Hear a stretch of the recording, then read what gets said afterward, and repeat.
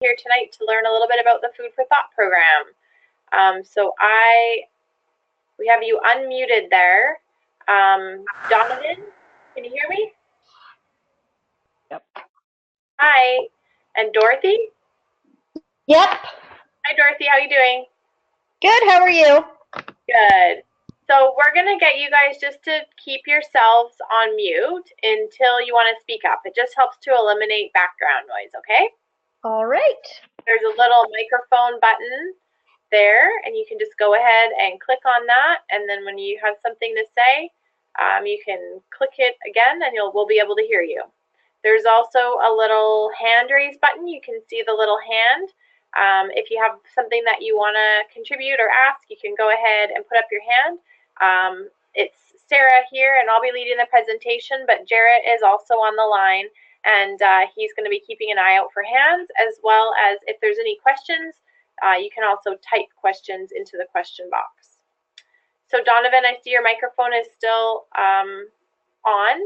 If I could just get you to click your microphone button to mute yourself, that would be great. And hello, Cheryl. You are muted. Can you unmute yourself, Cheryl, and say hello?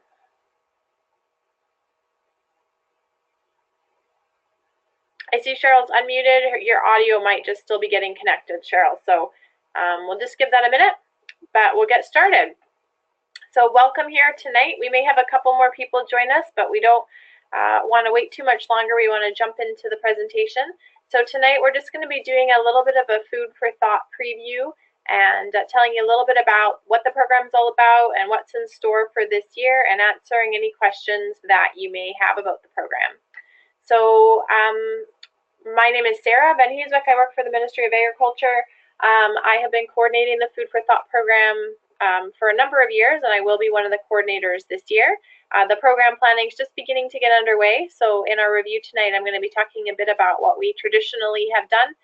The program is anticipated to be much the same, quite similar this year, with maybe a couple of small changes, but generally what I cover tonight will be the gist of what will be presented this year in July. So, you know what, I think it would be really useful to hear from you guys, specifically Donovan and Dorothy. If you have specific questions or if there's information that you're looking for specifically out of tonight's presentation. Dorothy, is there anything particular that you have in mind so that we can make sure we get your questions answered? Nope, this is my first time even doing a webinar, so I'm just checking it all out. Perfect. Do you have, and so Dorothy, you're a leader, and do you have members in your club that are thinking about applying maybe this year? Yes, my daughter. Oh, great, great. So you'll be able to tell her a bit about that.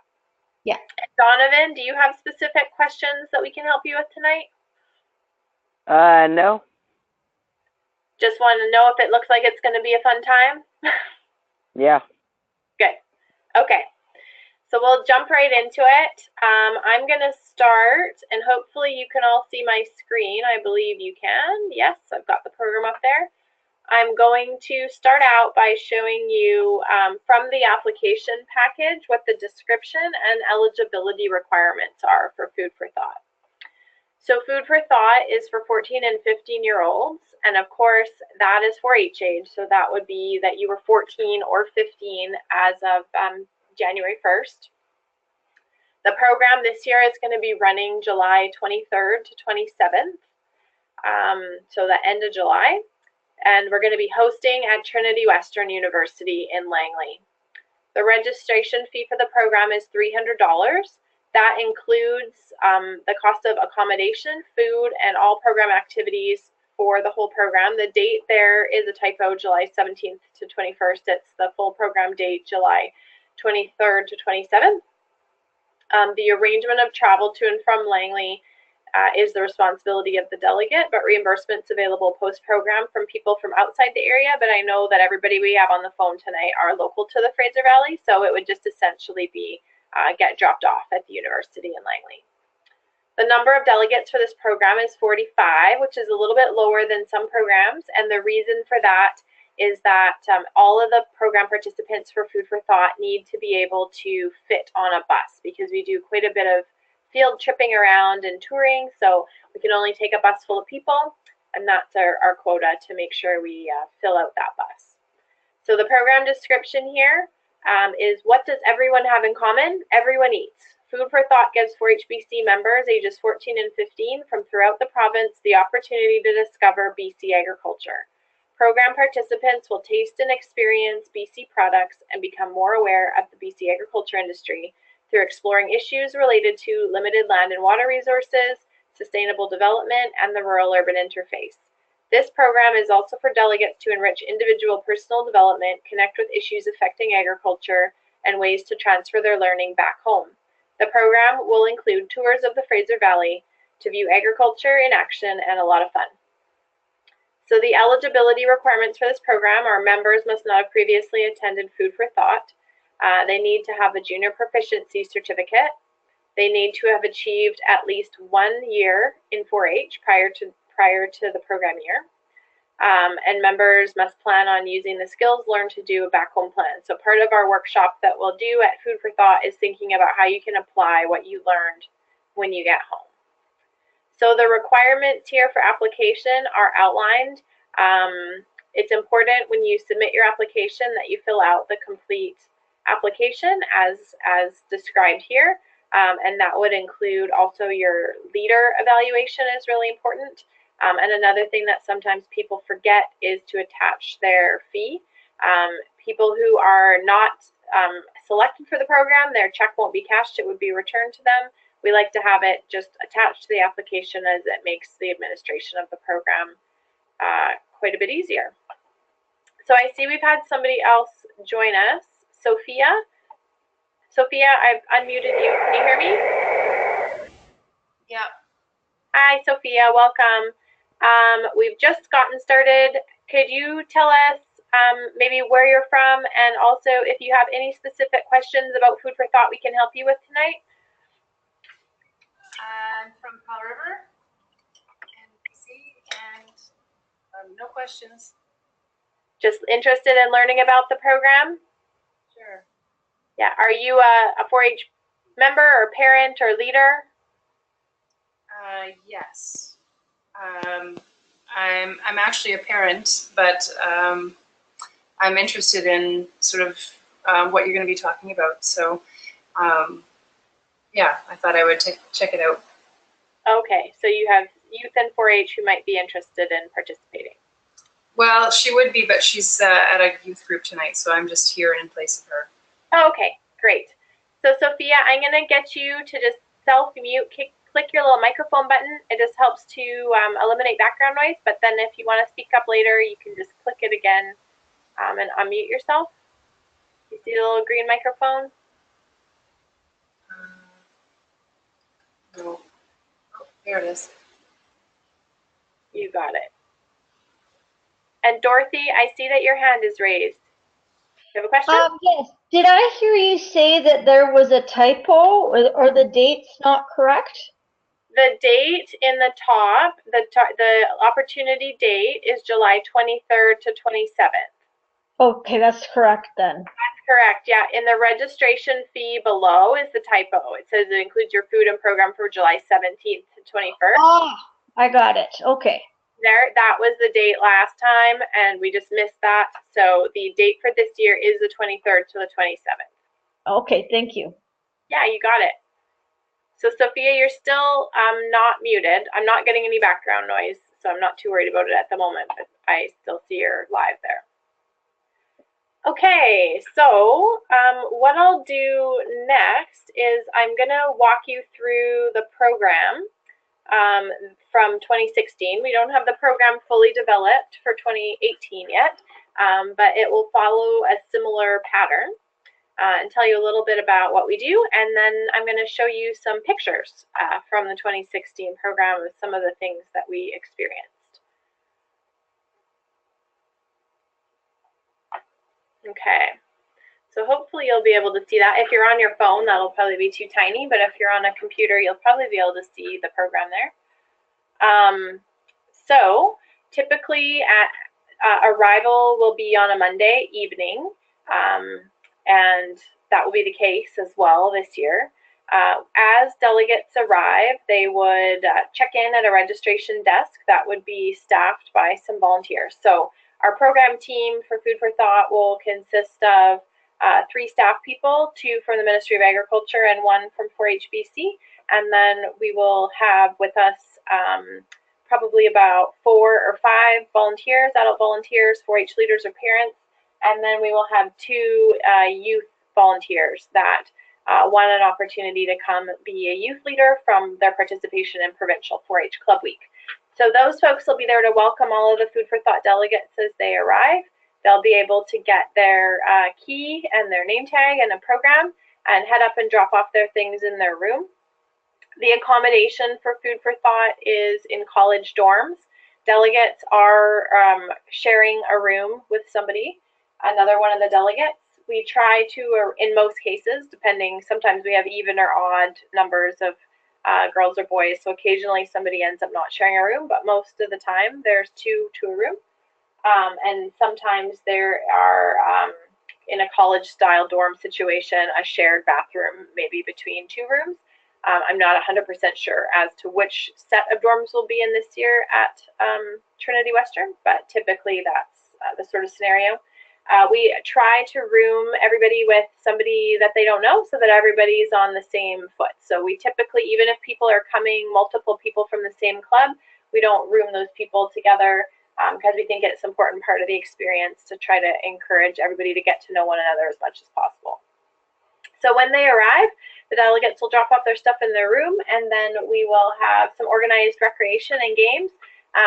People will be arriving throughout the late afternoon. Not everybody will arrive at exactly the same time. So during that arrivals period, there'll be just some sort of fun and getting to know you stuff going on. Then we'll do dinner. Then we'll start into our program materials where we'll do an overview of the program. We'll go over some rules for the week, do a bit of a tour of the campus so everybody knows where they're going, and then we'll dive into our program material.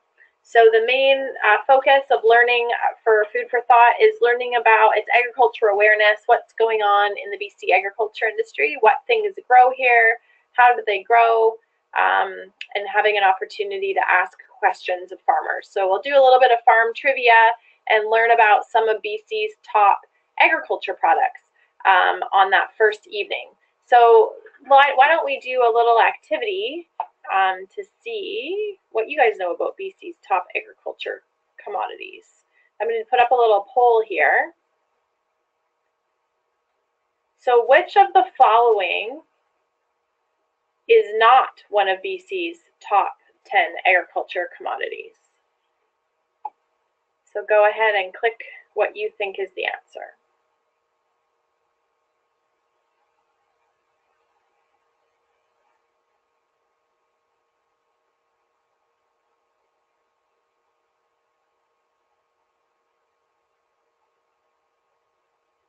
Okay. I'm going to share your answers. So you all knew that salmon and dairy are 2 of BC's top 10 agriculture commodities, but half of you thought that apples were and half of you thought that flowers were. So the answer actually is the item that is not one of BC's top 10 commodities is actually apples. The flower industry is one of the top 10. So that's a little bit of a sample of some of the things that we'll learn about. We will do some activities around agriculture statistics and understanding what products are the sort of highest income earners for BC farmers.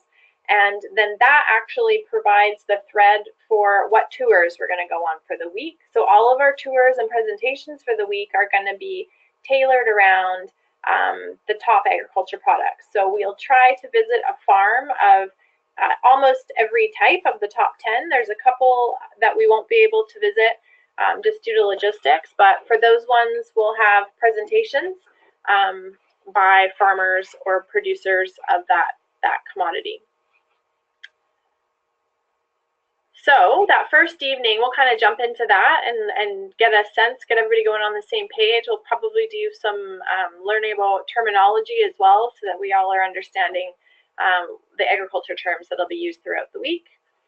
Then we will get everybody into a small group throughout the week. The delegates will be participating in a small group of 6 to 8 youth, and they'll have a volunteer working with them, and that's to work on some special projects and teamwork activities and things like that throughout the week. And then we have snack time. 10:30 is in their own rooms, and then 11 p.m. is lights out. On Tuesday, the second day of the program, we would do our breakfast, and then we would do our check-in. We always have a group photo taken, and then we usually have start off our morning with a bit of a presentation, and our presentations are usually tailored around hot agriculture topics or things that people typically have questions about that are related to agriculture. So last year we had somebody come speak to us about the ALR. I suspect we'd probably do something similar to that as well. And then we had a presentation prepared for us by the Cattlemen's Association around beef. Beef is one of BC's top commodities, but there's not a lot of people farming beef in a big way in the Fraser Valley. So the Cattlemen's Association put together something special for us that we had that morning. And then we headed out mid-morning for our tours, and we toured a flower greenhouse. We had, even though bees are not one of BC's top 10 commodities, we had lunch at the Honeybee Center because they were by the flower greenhouse and they provided a nice lunch, and it was just a helpful bonus that we could also learn about honeybees while we were there. Then we had a small beef farm tour, a dairy farm tour, and then we arrived back on campus in the late afternoon. And then we did our debate. So usually each year we have a small debate or group activity where the delegates get to have some heated discussion or participatory discussion anyways on an exciting or potentially controversial agriculture topic. So we'll give them some materials to read over, and then they can participate in that activity with their small group. Then we had dinner. After dinner we had an agriculture Olympics, followed by a refreshment break, and then again curfew. So we do lots of fun stuff throughout Food for Thought. Agriculture Olympics is one of the things. So bearing that in mind, I want to get you to guess another poll. Which one of the following activities will not be happening at Food for Thought?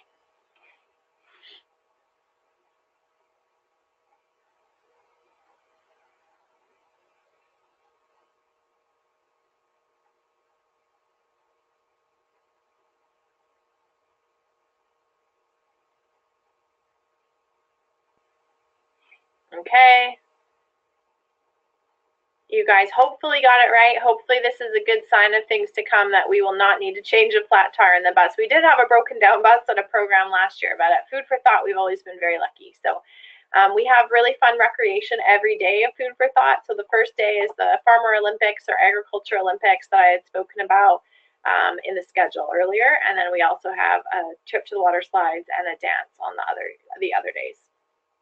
So moving on our schedule into Wednesday, we did again a breakfast small group check-in, and then we continued on with our debate activity. So the prep for that was Tuesday, and the actual debate took place on Wednesday. Then we had a presentation come and talk to us about salmon farming, followed by a presentation from the egg industry and the broiler chicken poultry industry. Both egg and poultry can be difficult to tour due to biosecurity, but they do a great job bringing out a lot of cool stuff for us to look at so we can learn about those commodities. Then we had lunch, and we headed out in the afternoon. We did an aquaculture tour of a land-based salmon farm, and then we went to the water slides for our recreation that day at Cultus Lake. Then we came back down and paid a visit to the University of the Fraser Valley, where we enjoyed a tour as well as dinner and the screening of a documentary before we returned back to campus for in our own rooms and lights out. On Thursday, which is our last full program day, we did breakfast, small group check-in again, and then right away we headed out. We boarded our bus for tours at 8:30 a.m. because you got to get into greenhouses early in July, otherwise it's just too hot. So we always try to hit the greenhouses early. So we toured a tomato greenhouse, and then we went on and toured a mushroom farm. A lot of people were surprised. Mushrooms is a highly producing commodity in BC, and they grow very interestingly, so it was fun to see how they grow. And then we went on a tour of a berry farm, and we enjoyed lunch at the berry farm. Then we continued on with a farmland activity based on the documentary that we had seen the night before. And then each of the small groups had a chance to do a presentation summarizing what they had learned for the week. And then we wrapped it up with our presentation of our completion certificates, a dinner, and a dance. We always like to show some pictures at the end of the week, and then we have a later curfew for the delegates. Then Friday, it's an early morning departure, anywhere from 6 to 9 a.m., with the delegates having breakfast and heading home. So for parents, for moms and dads, you can see where we fully have your youth for Tuesday, Wednesday, Thursday. For Monday, it's a late afternoon, early evening drop-off. And for Friday, it would be an early morning departure, be that if you were picking them up or if they were participating in one of our travel options via bus or shuttle or something of that nature. So are there any questions based on the schedule? This, of course, is from 2016. It won't be identical, but we would expect that we would cover basically the same elements, although they may not be in exactly the same order in 2018. And the majority of the farm types that we learned about in 2016 will be consistent, and we would still cover them for 2018. Does anybody have any questions before I show you some pictures? Dorothy? Hi. The Maple Ridge Fairs is at the end of that week. Yeah. Yeah, so if we have to do setup or something on a Thursday night, would she be able to leave Thursday evening? No. So participation in the program, there's not an opportunity for people to come and go. It's full participation for the whole time. Okay. So she wouldn't be able to depart. She could depart at 6 a.m. on Friday. Okay. So you could give her all the last minute early morning setup duties. All right. Good question. Okay. So let's take a look at some pictures. And now that we've been through the schedule, hopefully it'll make sense what these are all about. So these are the dorms here at Trinity Western. There's a couple of sets of dorms, but we often have stayed in this one, and it's nicely arranged. One tip, though, for those of you, Donovan, I know if you're thinking of coming, and Dorothy and Sophia, if your children are thinking of coming, there is a railroad that passes fairly close by the campus, so we always put it in the suggestion of things to bring if you're a light sleeper, to bring some earplugs, but I definitely will be bringing earplugs, so just a heads up on that. This is our bus. We usually charter a bus from Prince George, and we pick up all of the delegates from Prince George right on down and bring them to Langley. So that would be all of the delegates, Prince George, Williams Lake, 100 Mile, Kamloops, would all get on this bus and arrive in Langley, and then we actually work with the same bus and driver for the whole week to take us on all of our tours.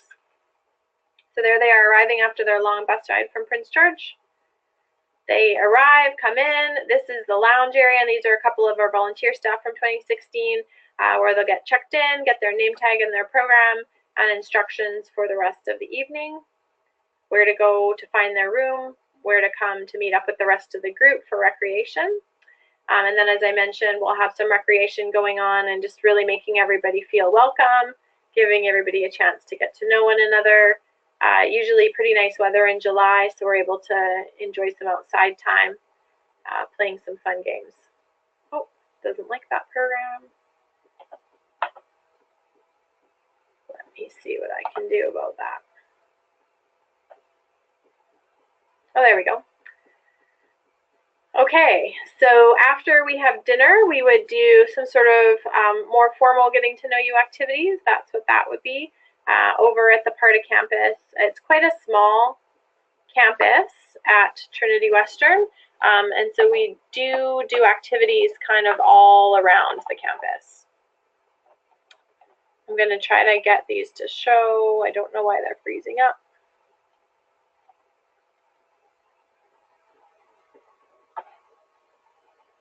Sorry about that, guys.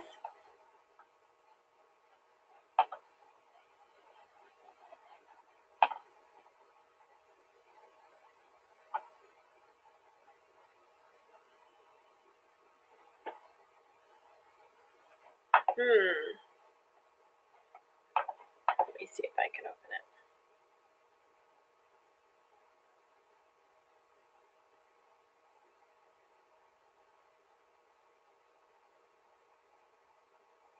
Okay. Okay, we might have to do them one at a time, which will be difficult.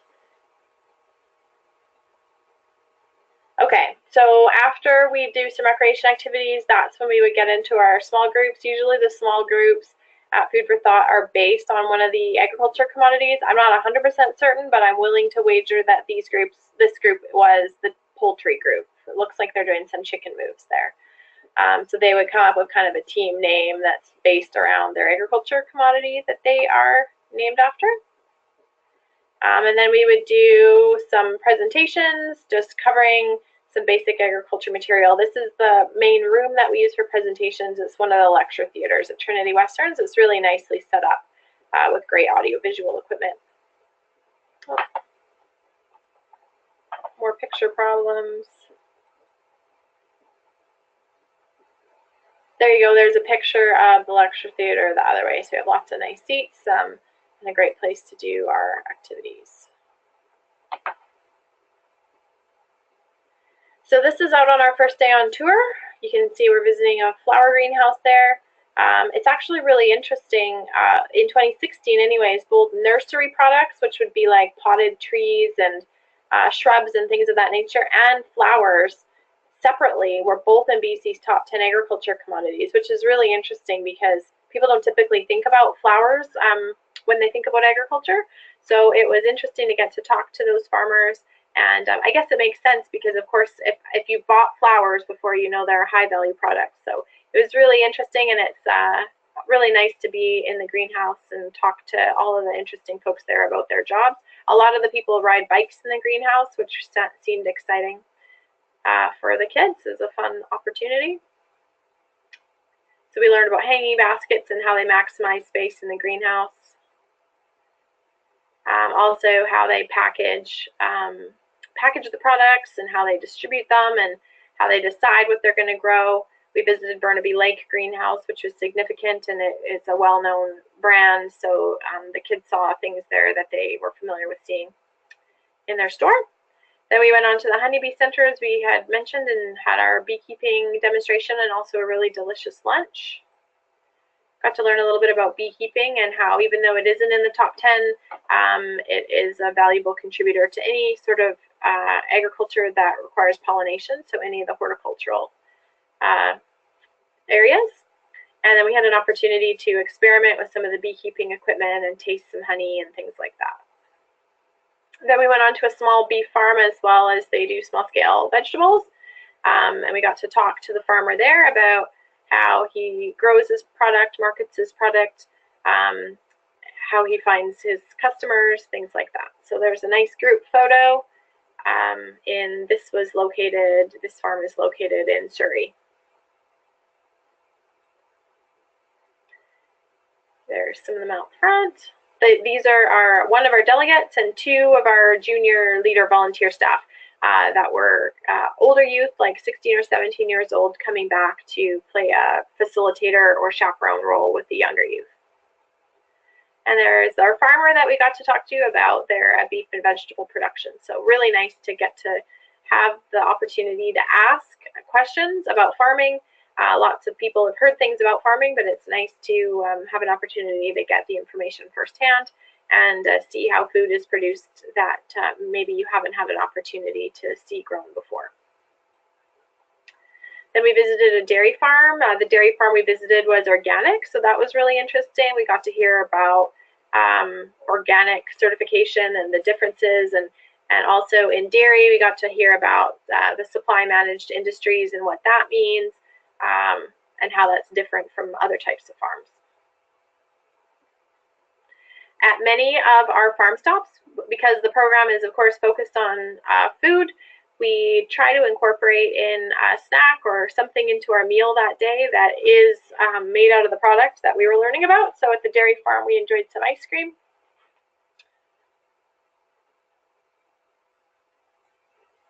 And then we went back to the college for our agriculture Olympics. So the groups participated with their small group and went through a series of fun farmer type tasks to see who would win the big prize. Planting flowers. Of course, like fixing fences is an important farmer task. Then in the next morning, whenever we do our check-ins in the morning, we usually start off the morning with a wake-up activity. So this is one of our wake-up activities. And then we got into our debate prep. So in the debate prep, everybody got assigned a role, and they had some materials to prepare, and then they had an opportunity to present their point of view, and then the committee sitting over here were the ones that would be making a decision on who won the debate. So that's always a lot of fun and a great interactive way to learn about an important issue.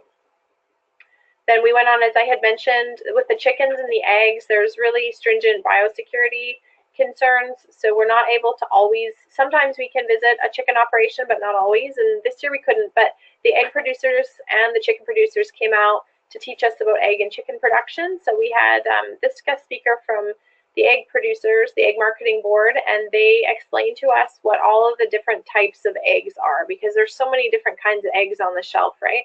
Free run, free range, cage free, omega-3.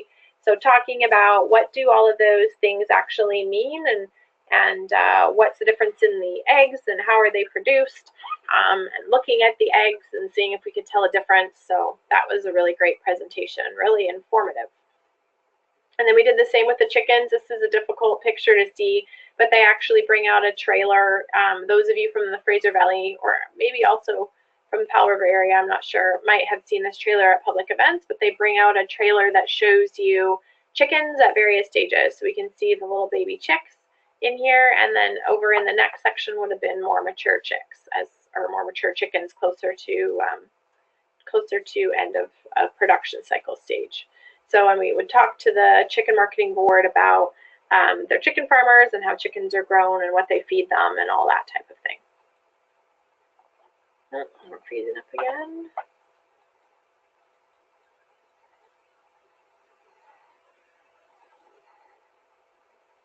Now on our next day of tours, we had our presentation by the Salmon Farming Association, and they talked with us about salmon farming in ocean net pens. And of course, there's lots of questions about that because there's a lot of media attention about that. So they were able to talk with the Salmon Producers Association about that. And then on our way out to the water slides, we stopped at a land-based fish farm, and we got to talk with people who are producing salmon in Agassiz in tanks, which are above ground.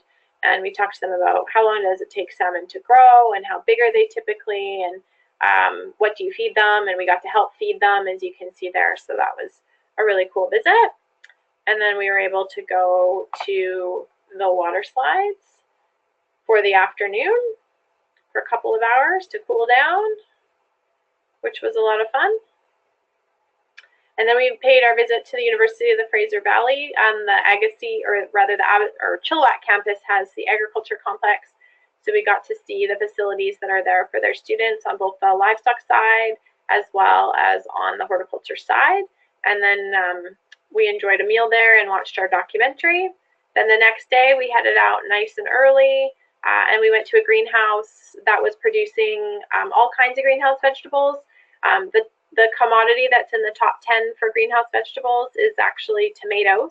And this farm produced tomatoes as well as peppers and eggplants. So it was pretty cool because we got to see a bunch of different things being grown. There's some tomatoes. So we learned about the differences and how they need to, feed and take care of the different types of plants, each a little bit differently. And we got to enjoy eating some mini pointed peppers as well at the greenhouse. Then we went on to the mushroom farm. We got to learn about how mushrooms are produced, and the producer that we visited is a significantly large producer in the province, so we got to learn about their distribution, and food safety is really important with mushrooms, so we had a good learning opportunity there. Mushroom house was nice and cool, so that was nice on a hot day.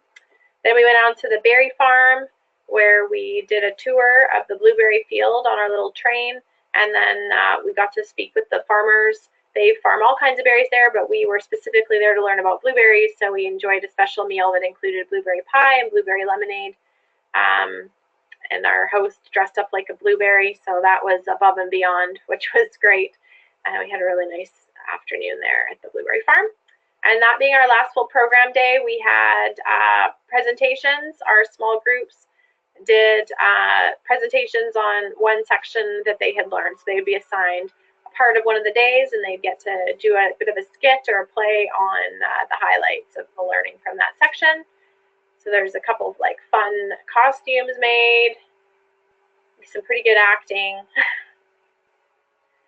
And then we wrapped it up with the presentation of our certificates. Those certificates the members need to take home. They can use it for counting towards their grade 11 or 12 credit. And then we hosted a nice dance for the evening, did a little bit of a photo booth, and we had an ice cream sundae bar at the dance. And then that brought our program to a wrap, and that was our program staff for last year. So a couple of staff members, a couple of 4-H leaders, volunteers, and a couple of junior youth facilitators. So that's sort of a summary and overview of Food for Thought, what we've done in the past and what we have planned for this year, as well as the requirements for participation. Are there any other questions that any of you have or that we can help you out with?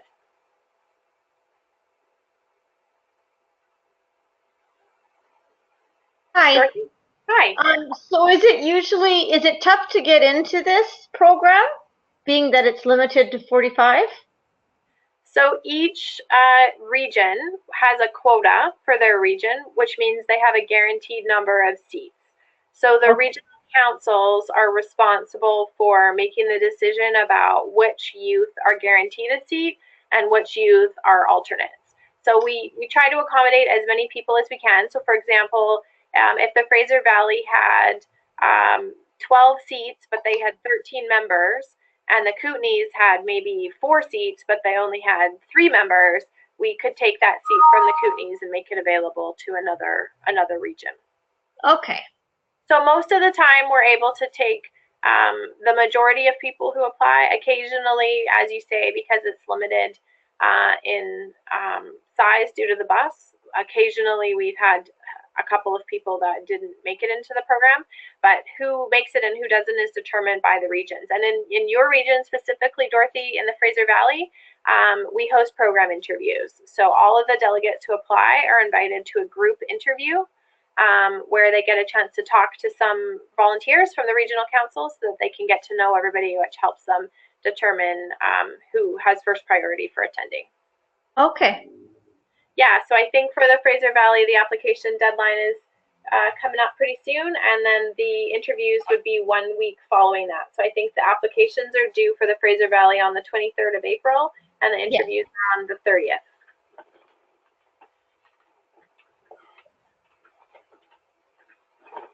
Any other questions?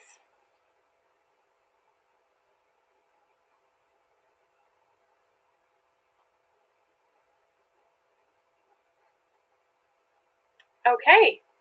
Well, if you have no further questions, then that wraps it up for us for tonight. Hopefully this was informative, and Food for Thought is a really fantastic program, and I hope that you or your children will think about applying. We'd love to have a full bus full of great, keen 4-H members again this year. Great, thank you. You're welcome. Have a good evening, everybody. You too.